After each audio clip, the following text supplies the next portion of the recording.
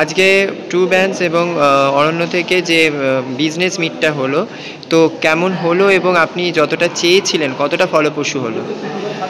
সত্যি কথা বলতে গেলে আমি এর থেকেও বেটার পেয়েছি। আমার সবসময় একটা ইচ্ছা থাকে, ট্রাই করি আমি সবসময় যে বেস্ট টু বেস্ট করা যায়।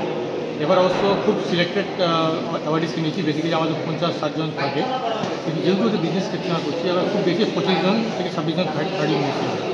আর এটার জন্য এটাকে অনার করার জন্য সবাই অনার করার জন্য আমাদের টলিউড প্লাস হলিউডের ফিল্ম অ্যাক্ট্রেস আলেকজান্ডার টেলর ম্যাডামকে ডাকা হয়েছিল। উনি একটু দেরি করে এসেছিলেন, বাট উনি যখন এসেছেন সবাই যে ক্রেজটা সবার মুখে দেখলাম সেটা খুব ভালো লাগলো।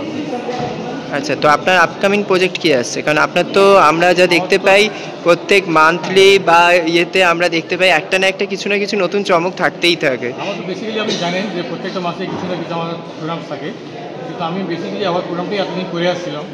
এবার কিছুটা টুইস্ট নিয়ে আসছি।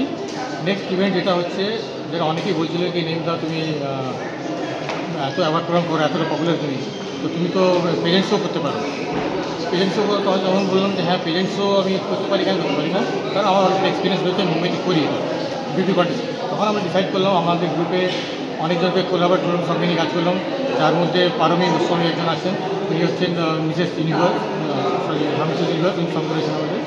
তো ওনার সবাই মিলে আমরা করছি, যৌথভাবে একটা করছি আর কি। এবার ফ্যাক্ট স্পিকিং, যখন এটা শুরু করি আমার তো অনেক কল আছে। কলটা কাদের আছে? যারা পেরেন্টস শো অর্গানাইজার। নেম তো তুমি করছো কেন, আমরা আছি তো। ওইটা শুনে আমার খুব ভালো লাগলো, যে একটা সবাই জানে যে হ্যাঁ আই এম ডুইং ওয়েল, সেটা ভালো লাগলো।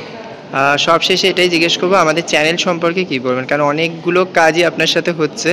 একটা ওয়ার্ড বলবো, incredible. Thank you so much, thank you.